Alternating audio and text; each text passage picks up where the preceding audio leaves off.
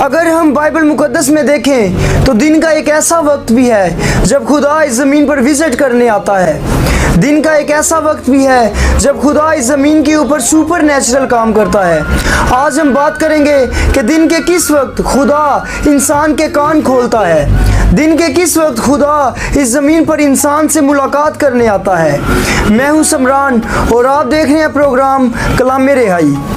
دن کے 24 گھنٹے ہوتے ہیں اور یہودی لوگ دن کو 2 حصوں میں تقسیم کرتے ہیں.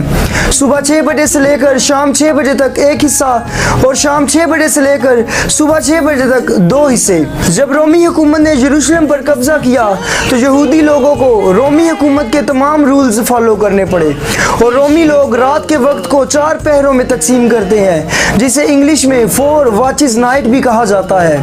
رات کا پہلا پہر شام 6 بجے سے لے کر رات 9 بجے تک اور دوسرا پہر رات 9 بجے سے لے کر رات 12 بجے تک اور رات کا تیسرا پہر رات 12 بجے سے لے کر رات کے 3 بجے تک اور رات 3 بجے سے لے کر صبح کے 6 بجے تک چوتھا پہر بنتا ہے. بائبل مقدس میں لکھا ہے کہ خداوند یسوع مسیح رات کے چوتھے پہر اکثر دعا کیا کرتے تھے. بائبل مقدس میں لکھا ہے کہ خداوند یسوع مسیح اکثر پوری رات کو دعا کرتے اور چوتھے پہر یعنی کہ تڑکے سویرے دعا کا اہتمام کرتے تھے. اسی طرح اگر ہم بائبل مقدس میں دیکھیں تو خداوند یسوع مسیح چوتھے پہر پانی پر چل کر اپنے شاگردوں کے پاس جو کشتی پر سوار تھے ان کے پاس گئے. اسی طرح ہم دیکھیں تو سدوم اور عمورہ خدا نے ان کو تڑکے سویرے تباہ کیا. کیا آپ جانتے ہیں کہ باغ عدن اس زمین کے اوپر ہی تھا اور بائبل مقدس ہمیں بتاتی ہے کہ خدا ٹھنڈے وقت آدم اور حوا سے ملنے آیا کرتا تھا.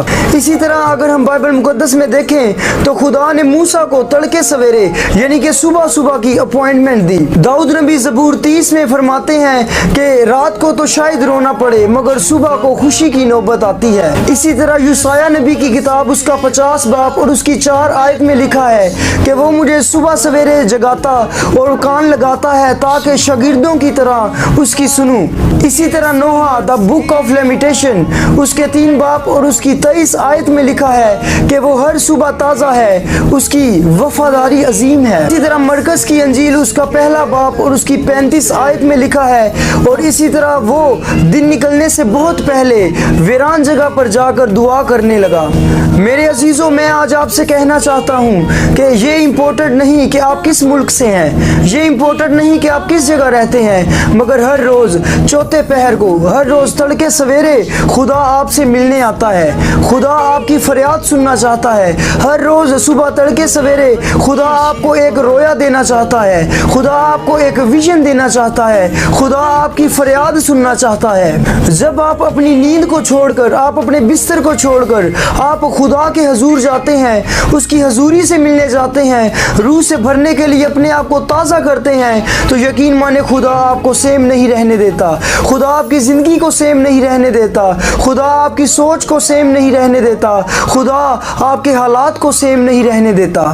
یہ امپورٹنٹ نہیں کہ آپ کی مشکلات کتنی بڑی ہیں, آپ کی مصیبتیں کتنی بڑی ہیں, آپ کی آزمائشیں کتنی بڑی ہیں, مگر خدا ہر روز تڑکے سویرے, ہر روز چوتھے پہر آپ سے ملنا چاہتا ہے. خدا آپ کو بلا رہا ہے, آپ چوتھے پہر جائیں. خدا آپ کے کانوں کو کھولنا چاہتا ہے. خدا آپ کو روح سے بھرنا چاہتا ہے. اکثر اوقات ہم گواہیوں کو سنتے ہیں کہ خدا نے چوتھے پہر لوگوں کی زندگی میں سپر نیچرل کام کیے, خدا نے ملاقات کی, خدا نے لوگوں کے کانوں کو کھولا, خدا نے انسان کو نئے ویژنز دیے, نئی رویا دی. اگر ہم بائبل مقدس میں دیکھیں تو خدا نے چوتھے پہر سپر نیچرل کام کیے. خدا ہمیشہ انسان کو ملنے, ہمیشہ اپنی قوم کو ملنے, ہمیشہ لوگوں سے ملنے چوتھے پہر کو آیا کرتا تھا. آج میں یہ نہیں کہہ رہا کہ چوتھے پہر کے علاوہ خدا دعا نہیں سنتا, خدا فریاد نہیں سنتا, خدا انسان سے ملاقات نہیں کرتا, مگر میرے عزیزوں, میں آپ کو بتانا چاہتا ہوں کہ یہ وقت بہت امپورٹنٹ ہے. یہ وہ وقت ہے جب انسان بالکل نیند سے طاری ہوتا ہے, مگر جب لوگ اپنے بستر کو چھوڑ کر, اپنے آپ کو چھوڑ کر, اپنی نیند کو, اپنے अपने सुकून को छोड़कर और उस इत्मीनान की तलाश में उस रूह से भरने के लिए खुदा के हजूर जाते हैं तो खुदा फिर सेम नहीं रहने देता। खुदा इंसान से मुलाकात करता है, खुदा इंसान को बदल देता है, खुदा इंसान को रीन्यू कर देता है। कलाम खुदा में हम देखें तो खुदा ने हमेशा जो भी सुपर नेचुरल काम किए, जो भी काम किए, वो हमेशा तड़के सवेरे किए। मेरे अजीज़ों, मैं आज आपसे कहना चाहता हूँ कि आप अपनी नींद को छोड़कर आप खुदा से ली गई अपॉइंटमेंट को जो खुदा आपसे करना चाहता है, क्या आप उसे कैंसिल करना चाहेंगे? आपको नींद, आपको बिस्तर छोड़ना पड़ेगा और चौथे पहर खुदा के हजूर जाना पड़ेगा ताकि खुदा आपकी ज़िंदगी में जलाली काम करे। खुदावंद आपको और आपके घरानों को बरकत दे। आमीन।